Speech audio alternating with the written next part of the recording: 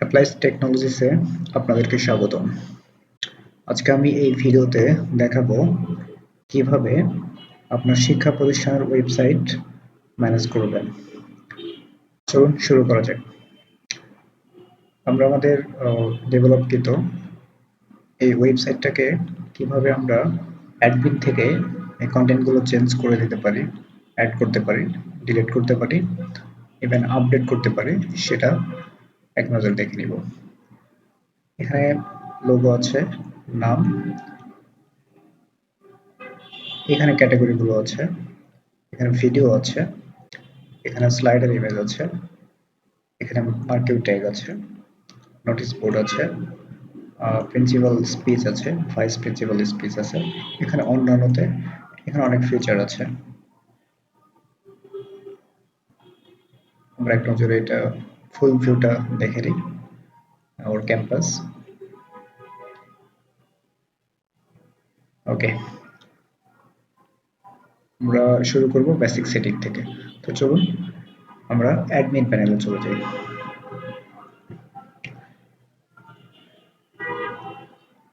আমরা এখন অ্যাডমিন প্যানেলে আছি। অ্যাডমিন প্যানেল থেকে ওয়েবসাইট কন্ট্রোল এখানে আসবেন।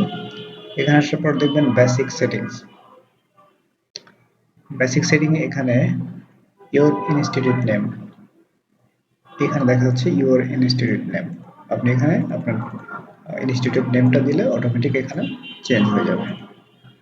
এরপর সাইট টাইটেল। সাইট টাইটেল মিন আপনারা খেয়াল করবেন একদম উপরের দিকে অ্যাপ্লাই স্মার্ট স্কুল লেখা আছে, এখানে কিন্তু সেই টেক্সটটাই আছে। আপনি এখানে এই টেক্সটটা যেটা দিবেন এখানে সেটা শো করবে। এরপর আপনাদের ফোন নাম্বার, ইমেল অ্যাড্রেস, টাকার সিম্বল কি হবে, অ্যাডমিশন ফি এখানে ডিফল্টভাবে আপনারা একটা দিয়ে রাখতে পারেন, টাইম জোন, একাডেমিক ইয়ার, একাডেমিক ইয়ার আপনারা এখানে ক্রিয়েট করে নিয়ে তারপর এখান থেকে সিলেক্ট করে দিতে পারেন। ল্যাঙ্গুয়েজ, নোটিস, এখানে এটা মূলত মার্কিউ টেক্সট নোটিস। আপনারা যদি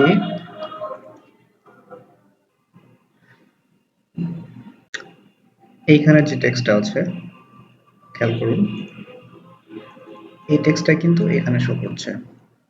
সো আপনারা এখানে ব্রেকিং নিউজ হিসেবে এটা ইউজ করতে পারেন। এরপর আপনার অ্যাড্রেস, এরপর copyright text, Facebook page ID. এই ফেসবুক পেজ আইডিটা যদি আপনারা এখানে দিয়ে সঠিকভাবে দিতে পারেন তাহলে আপনার ওয়েবসাইটে এইভাবে আপনার পেজটা শো করবে। এটা স্লোগান অ্যাড করে দিবেন। এরপর অ্যাবাউট কলেজ, কলেজ সম্পর্কিত আপনার কন্টেন্ট থাকলে সেটা এখানে দিয়ে সেভ অ্যান্ড সেটিং।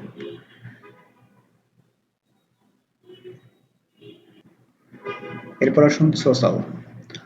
এখানে আপনারা ফেসবুক লিঙ্কগুলো দিতে পারবেন, YouTube link, Twitter, LinkedIn, Pinterest, Google plus, Instagram, Vimeo. এখানে ওয়েবসাইটে দেখেন আপনাদের একদম নিচের দিকে সোশ্যাল মিডিয়া, আপনি এখান থেকে যদি চেঞ্জ করেন বা ইউআরএল দিয়ে দেন তাহলে আপনারা এখান থেকে অটোমেটিক কাজ করবে। এরপরে আসেন ইমেইল। ইমেইলটা মূলত ডেভেলপার সেট আপ করবে, এসএমএসটাও। আচ্ছা, এখানে রেজিস্ট্রেশন। রেজিস্ট্রেশন প্রসেসটা হলো এরকম, স্টুডেন্ট রেজিস্ট্রেশন অ্যাকশন। এখন কিন্তু এটা স্টপ আছে, ওকে। এখন যদি আপনি ওয়েবসাইটে যান, যাওয়ার পরে যদি অ্যাডমিশনে যান, এখানে অ্যাডমিশন স্টপ আছে, এখানে অ্যাডমিশন ইজ ক্লোজড লেখাটা আছে। কারণ আপনি যদি এখানে ইয়েস করে দেন তখন এটাকে সেভ করবেন। এখন যদি আমরা রিলোড দিই দেখেন অ্যাডমিশন ফর্ম চলে আসছে। আশা করি বিষয়টা বুঝতে পেরেছেন। আচ্ছা, এটা মূলত ডেভেলপারদের অপশন। এরপরে হলো লোগো সেটিং। এখানে আপনারা লোগো আপলোড দিবেন। লোগো আপলোড দেওয়ার পরে অবশ্যই কন্ট্রোল F5 দিয়ে রিলোড দিয়ে নেবেন। এটা মূলত ফেভিকন আইকন। ফেভিকন আইকনটা হলো এইখানে যে একটা আইকন আছে, এই আইকনটা,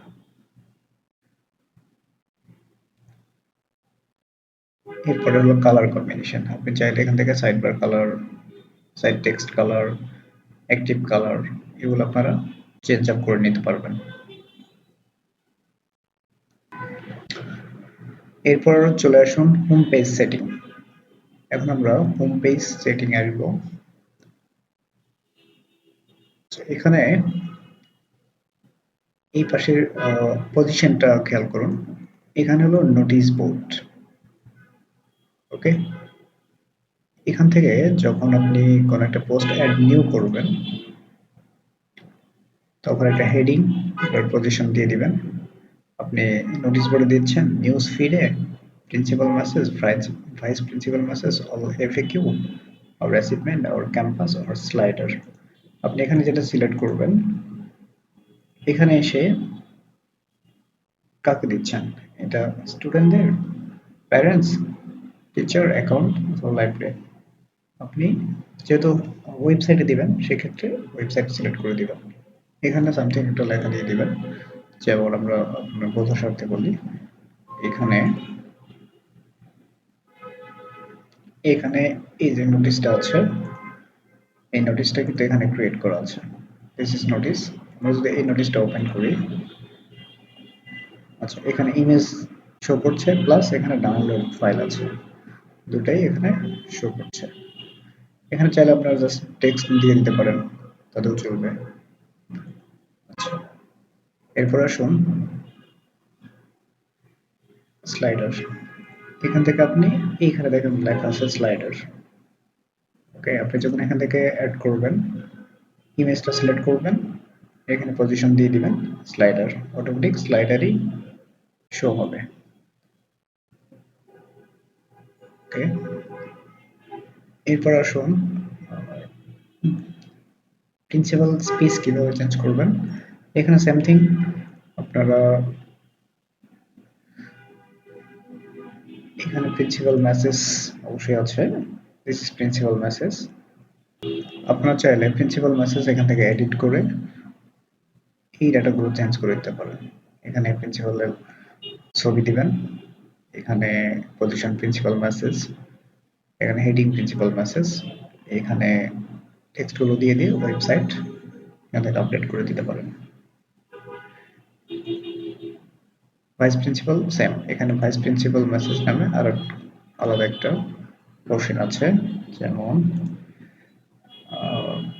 vice principal message, principal message, এখান থেকে ওইখানে চেঞ্জ করে দিলে এখানেও চেঞ্জ হয়ে যাবে। আশা করি বিষয়টা বুঝতে পেরেছেন। এরপর আমরা আসবো all category sections. All category বলতে আপনারা খেয়াল করবেন এখানে একদম উপরে এটাকে বলে মেনু বার। মেনু বারে আমাদের ফার্স্ট আছে গেট কলেজ ইনফরমেশন। এটা কলেজ ইনফরমেশন। এই কলেজ ইনফরমেশনের মধ্যে আরো সাব ক্যাটাগরি আছে, college at a glance, history. এইখানে দেখবেন sub category list, college at a glance, history. Okay, এরপর আছে অ্যাডমিশন। এখানেও সেম থিং, মেইন ক্যাটাগরি হবে অ্যাডমিশন। এই মেইন ক্যাটাগরির আন্ডারে আছে হলো এই সাব ক্যাটাগরিগুলো। আপনি যখন সাব ক্যাটাগরি ক্রিয়েট করবেন, তখন কিন্তু আপনি এটা সিলেক্ট করে দিতে পারেন, সিলেক্ট ক্যাটাগরি। আপনি কোন ক্যাটাগরির আন্ডারে সাব ক্যাটাগরিটা দিতে যাচ্ছেন, ইভেন এখানে আপনার কন্টেন্টটা কি হবে, এখান থেকে কন্টেন্টটাও দিয়ে দিতে পারবেন। এর আপনি চাইলে স্ট্যাটাস অ্যাক্টিভ ডিঅ্যাক্টিভ যে কোনো সময় ডিঅ্যাক্টিভ করে রাখতে পারবেন। আচ্ছা, আরেকটি বিষয়, এখানে দেখুন একাডেমিকের, এটা হলো সাব ক্যাটাগরি, এটা হলো চাইল্ড ক্যাটাগরি। আপনার চাইলে চাইল্ড ক্যাটাগরিগুলো অ্যাড করে নিতে পারবেন। সাব ক্যাটাগরির নিচে দেখবেন চাইল্ড ক্যাটাগরি, তাহলে এখান থেকে যদি আপনার প্রয়োজন হয় আপনি চাইল্ড ক্যাটাগরি অনুযায়ী আপনি এখানে কন্টেন্ট আপডেট করতে পারবেন।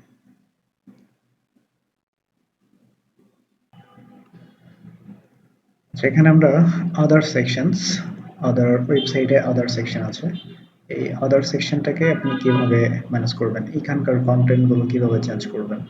তো এখানে যখন আপনি ওয়েবসাইট কন্ট্রোলে আদার্স আসবেন, এবার এটাও ঠিক মেইন ক্যাটাগরির মতোই। তো এখানে একটা ইমেজ দিতে পারবেন, যেমন এইখানে একটা থাম্বনেল ইমেজ আছে, এখান থেকে ইমেজগুলো দিতে পারবেন।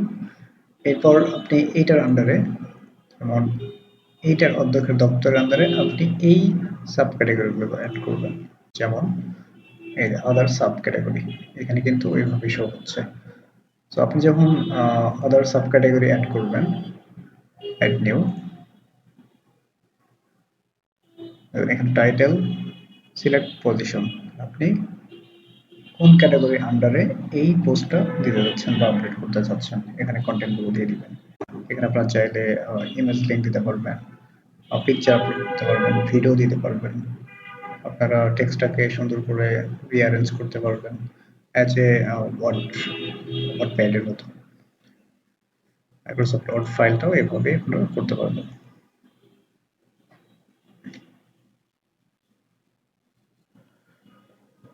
আমরা এবার আসি ভিডিও সেকশনে। আমরা ভিডিও সেকশন নিয়ে কথা বলবো। এখানে অল ভিডিও সেকশনস, একদম নিচের দিকে দেখবেন all video section, left plus, এখানে আসার পর দেখবেন add new, title embedded code. Embedded code বলতে আপনারা যখন ইউটিউবে যাবেন,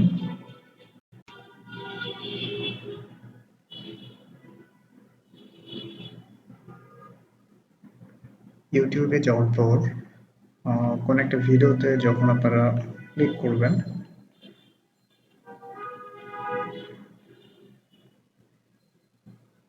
এক্সাম্পল